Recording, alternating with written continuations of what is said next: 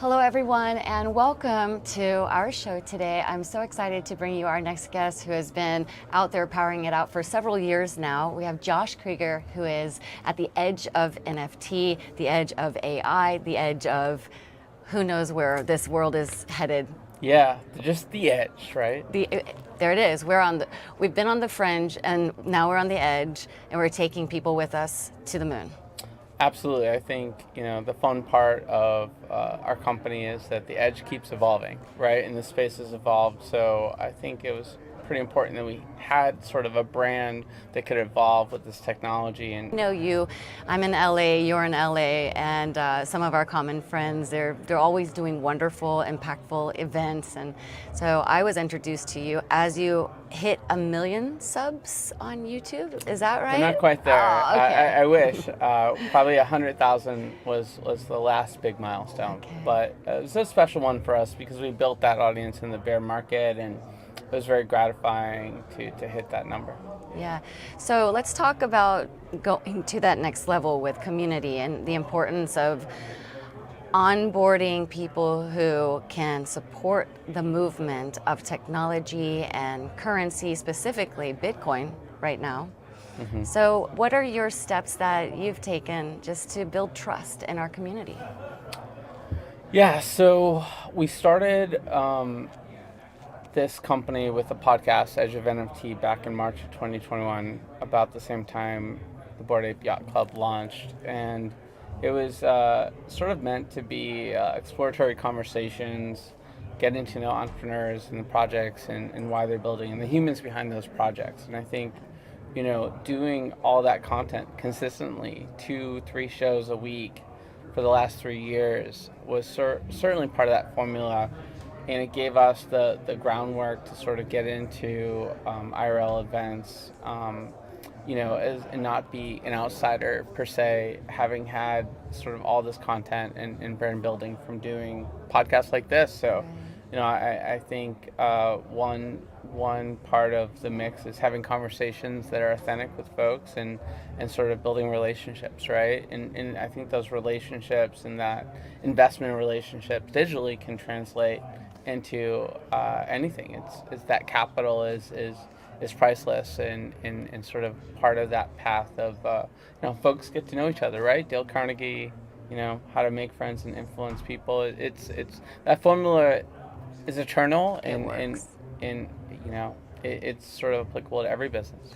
The whole reason why we're here right now at Bit Angels in Nashville during Bitcoin 2024, I would say was all about friendships. It was always about human interaction. I mean, we have Joyce, right? Joyce Chow. And then we have Michael Turpin, who was in Dubai recently while you were in Saudi Arabia. Yeah, no, we saw each other in Dubai as well. Okay. And Michael came over to Saudi Arabia. Yeah. I see that we have this small click kind of community, but at the end of the tunnel right now, we have Donald Trump talking about the future, our government in America shifting. There's so many spinning plates, but I want to bring it back home to the humans, right? So why do you do this work? What vision came to you when you first started in technology and cryptocurrency? Yeah, so when I look at sort of my career from consulting to food tech to blockchain and media, it's just all been about building bridges and connections and supporting innovation. That's sort of my passion in life, is sort of literally moving humanity along. And so the Edge of Company is in a lot of ways a manifestation of what I've learned in the process of community building from being, a leader in high school and in college organizations to sort of what can happen by catalyzing good people getting to know each other and edutaining them on the potential of technology in this space. And I think that sort of has always been my driver, is to sort of catalyze human potential. Mm-hmm. And so I started smiling because I imagined you in high school, this young Josh who was looking out into his future, and he definitely didn't see this piece to the puzzle. I was a little shyer. Yeah. I think I was, more academic oriented at that moment. I played a few sort of sports, not really a top athlete or whatnot. It wasn't really until college that I realized my superpower around connecting folks and whatnot. So a little bit later on, but I got there eventually. This technology allows us to connect at such a fast rate of speed. I mean, we have networks in Dubai, we just talked about that, Singapore, Africa. And so, I mean, right now, if you were to just kind of look out in the next 3 to 5 years, where do you think your company, your projects, this tech is headed?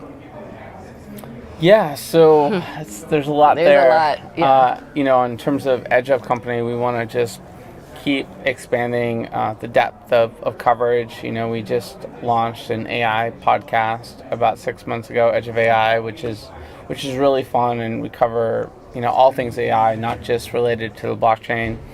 I think that there's room for plenty more content in our future. There's a lot of different sub communities that are doing amazing things, and I want to sort of continue to support deeper conversations in those communities, and then continue to sort of expand our event footprint, whether it's events we do or events where we partner with other folks. We were very intentional in changing the name of our event in LA to NFT, from NFT LA to Outer Edge, because we wanted to create something with more potential to have broader conversations. So it was a moment for us to be in Saudi Arabia and host the largest Web3 AI event in the history of Saudi Arabia just a few months ago. And I think more in that area, just making a bigger impact. In terms of your other part of your question, where's the space going? I think the rate of change when it comes to AI and Web3 makes your question very difficult to answer.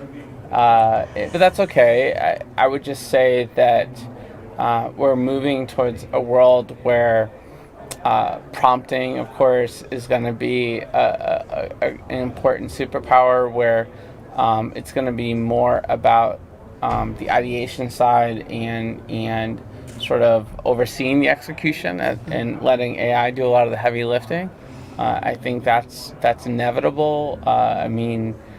That's happening right now. There are businesses that are being run by AI and spinning off multiple businesses. So I think that's definitely going to happen. I think that the Web3 space will become more mainstream inevitably. The ETFs have demonstrated there's broader demand to have exposure to Bitcoin.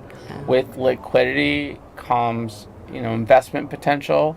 I think we're seeing a more progressive viewpoint in the United States and countries like Japan that just passed some crypto regulation that would indicate that within guardrails that there's room for blockchain technology within enterprises and within consumer use cases. Just met with a gentleman, Emmanuel Casado was on my show at Utopia, where they're doing sort of a full blockchain sort of set of products for kids that is safe and compliant. So I'd like to think that we'll be much further along with our industry as well. I'm grabbing on to that last statement. Thank you for drilling down further. I grabbed on to kids. So on this show, I focus on the consciousness behind the new economy. And it's no longer new, right? I mean, it's evolving. But there's something to say about the lack of financial literacy, the lack of finances, and the vast nature of poverty out there. And so do you have any projects that you're working on with kids, with youth, any programs that you see in the future? We've done some collaborations. There's an organization called K-12 Crypto. Shout out to Aman and his team. where we did a youth summit for 100 students from Los Angeles that we taught them all about the blockchain, got them onboarded. That was a special program that we did. And I think he's continuing to evolve things in that space. I'm looking at opportunities to incorporate more experiences for kids and high schoolers into our events over time. It always takes partnership. So if someone's listening and has ideas and sponsors, sponsorship is critical for it's an investment in the kids, and someone's got to make that choice and write those checks. So always open to those ideas. I am working on a social impact set of projects as an advisor, and they haven't sort of come out of stealth yet, so we'll have to talk about that on another future show. I love it. Thank you so much for being here, and I really do enjoy that we are connected now, not just by passing in the hallways. I really do want to support you, and I'll make sure that that message gets out there. All right, it's a pleasure. Yeah, thank you so much. And thank you for watching, everyone. Again, you know where I'm at. I'm around the world. I'm in the mix. I'm doing lots of things. So be sure to contact us. Of course, subscribe, and also look after Josh on all of his new ventures. Again, thank you. Honored. Cool. Thanks. Yeah.